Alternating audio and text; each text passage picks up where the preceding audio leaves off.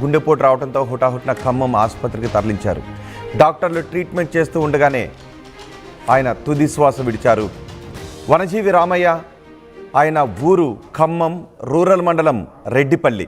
2017లో రామయ్య సేవలకు పద్మశ్రీ పురస్కారాన్ని కూడా అందించారు. పర్యావరణం కోసం ఆయన నిత్యం తప్పించేవారు. ఆయన ఉచ్ఛ్వాస నిశ్వాసలే పర్యావరణం కోసమే ఉండేవి. పర్యావరణ పరిరక్షకుడైన, ఎక్కడ చూసినా మొక్కలు పెంచాలి, పర్యావరణాన్ని కాపాడాలి అంటే మొక్కల ఆవశ్యకత ఎంత ఉంది అంటూ ఆయన చాటి చెప్పేవారు. ఆయన బైక్పై చిన్న మోపెడ్పై ఆయన తిరుగుతూ వృక్షో రక్షతే రక్షిత అంటూ ఆయన మెడలో కూడా ఒక బోర్డు వేసుకొని ఆయన తలకి హెల్మెట్లా వృక్షో రక్షతే రక్షిత అనే బోర్డును తగిలించుకొని మెడలో తగిలించుకొని బైక్ పైన వెళుతూ మొక్కలను సంచిలో పెట్టుకొని వెళుతూ ఆయన చేసిన సేవకు ఆయనకు పద్మశ్రీ కూడా వరించింది.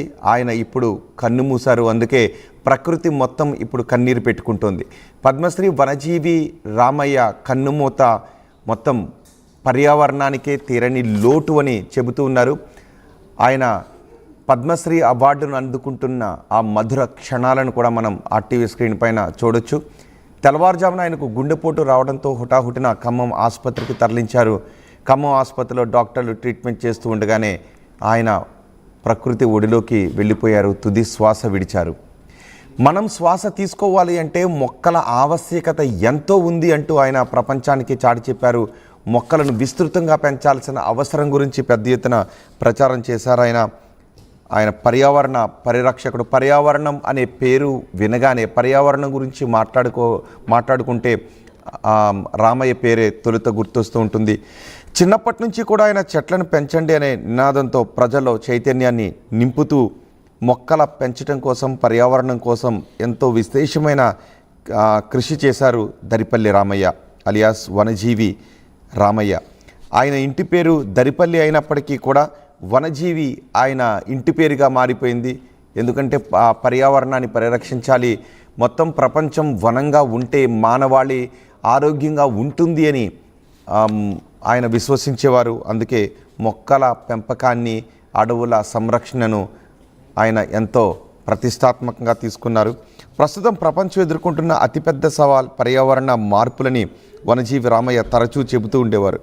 దీనికి పరిష్కారం అడవులను సంరక్షించడంతో పాటు ప్రతి ఒక్కరూ కూడా కొత్తగా మొక్కలు నాటడం ద్వారా పచ్చదనాన్ని పెంపొందించటమే అని ఆయన బలంగా నమ్ముతూ ఉండేవారు. ఆ నమ్మకాన్ని విస్తృతంగా ప్రజల్లోకి తీసుకువెళ్ళేవారు. ఆయన పర్యావరణానికి చేసిన సేవలకు గాను పద్మశ్రీ అవార్డు కూడా ఆయన వరించింది. ఈరోజు ఆయన తుది శ్వాస విడవడంతో మొత్తం ప్రకృతి కన్నీరు పెడుతోంది. ప్రకృతి ప్రేమికులంతా కన్నీరు పెడుతున్నారు. చూడండి ఒకసారి, మనం పెరటి మొక్కలను తప్ప వీధిలో మొక్కలను పెద్దగా కేర్ చేయం.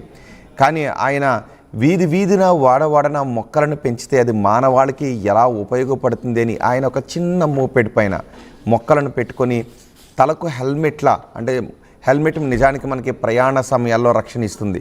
కానీ మొక్కలను పెంచితే తరతరాలకు అది మానవాళికి, జీవరాశికి రక్షణగా ఉంటుంది, పర్యావరణానికి రక్షణగా ఉంటుంది అని చాటి చెబుతూ తలకు హెల్మెట్ మాదిరి ఆయన వృక్షో రక్షతి రక్షిత అంటూ ఆ నినాదాన్ని వేసుకొని ఊరు వాడ తిరుగుతూ ఉండేవారు. ఆ దృశ్యాలు కూడా మనం చూడొచ్చు. కుటుంబ సభ్యులందరితోనూ ఆయన పర్యావరణ పరిరక్షణ కోసం చేయాల్సిన పనులు కుటుంబ సభ్యులందరితో కూడా ఆయన చేయించేవారు. అందుకే అధికారులు కూడా ఆయన చేసే సేవలకు ముగ్ధులవుతూ ఉండేవారు. అధికారులతో కలిసి ఎన్నో కార్యక్రమాలు నిర్వహించేవారు. ఈరోజు ఆయన తుది శ్వాస విడిచారు. ఆయనకు గుండెపోటు రావడంతో హుటాహుటిన ఆసుపత్రికి తరలించారు, ఖమ్మం ఆసుపత్రికి. కానీ ఆయనకు ట్రీట్మెంట్ చేస్తూ ఉండగానే ఆయన తుది శ్వాస విడిచారు. మా ప్రతినిధి ఉదయ్ ఉన్నారు సమాచారం అందించడానికి. ఉదయ్, అసలు ఏం జరిగింది?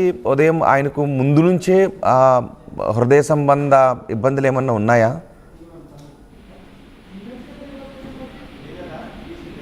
ఉదయ్, పర్యావరణ ప్రేమికుడు, పర్యావరణ రక్షకుడు వనజీవి రామయ్య. ఆయన వయసు కూడా 87 సంవత్సరాలు.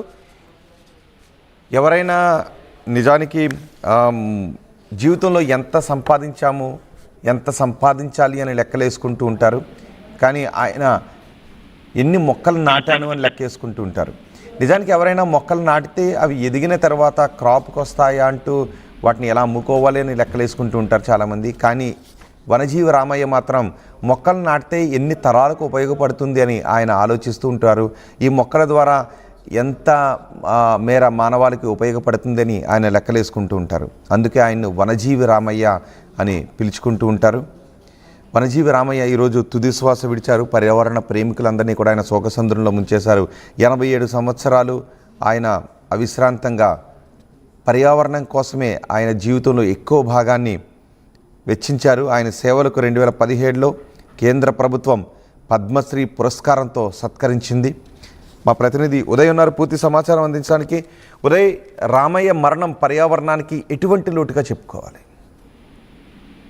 తెలంగాణ ట్రీమెన్ గా పేరుగాంచినటువంటి ప్రఖ్యాత పర్యావరణ పరిరక్షకుడు, పద్మశ్రీ అవార్డు గ్రహీత వనజీవి రామయ్య అర్ధరాత్రి కన్నుమూసినట్టు మనకు సమాచారం అందుతుంది. నిన్న అర్ధరాత్రి నిద్రకు ఉపక్రమించినటువంటి వనజీవి రామయ్య తెల్లవారుజామున కుటుంబ సభ్యులు లేవకపోవడంతో ఒకసారిగా కుటుంబ సభ్యులంతా కూడా ఆందోళనకు గురయ్యారు. వెంటనే హుటాహుటిన ఖమ్మంలోని స్థానిక ఆసుపత్రికి తరలించి చికిత్సించే ప్రయత్నం చేశారు. కానీ అప్పటికే ఆయన కన్ను మూసినట్లు కూడా డాక్టర్లు నిర్ణయించారు. ఇదంతా కూడా గుండెపోటు కారణంగా సంభవించినట్టు కూడా ప్రస్తుతం డాక్టర్స్ అయితే భావిస్తున్నారు. ఇప్పటికే చాలా వయోభారం కావచ్చు, ఒకవైపు వేడిమి, ఉక్కపోత వంటి కారణాలు కూడా వనజీవి రామయ్యను ప్రతి ఏటా కూడా వేసవి కాలంలోనే ఎక్కువగా నర్వస్ అవుతున్నటువంటి పరిస్థితి కనిపిస్తుంది. గత ఏడాది కూడా ఆర్టీవీ సరిగ్గా వేసవి సమయంలోనే అతన్ని ప్రత్యేకమైనటువంటి ఇంటర్వ్యూ కూడా చేసింది. అతని సేవలను కూడా గతంలో కొనియాడుతూ వచ్చాం. కానీ ప్రస్తుత పరిస్థితులు కావచ్చు, గత కొంతకాలంగా ఆయన అనారోగ్య సమస్యలతో బాధపడడం వంటి కారణాల వల్లే అతను అర్ధరాత్రి విడిచినట్లయితే మనకి సమాచారం అయితే అందుతుంది. ప్రస్తుతం ఆయనకు సంబంధించినటువంటి పర్యావరణ ప్రేమికులు కావచ్చు, కుటుంబ సభ్యులు కావచ్చు, ప్రస్తుతం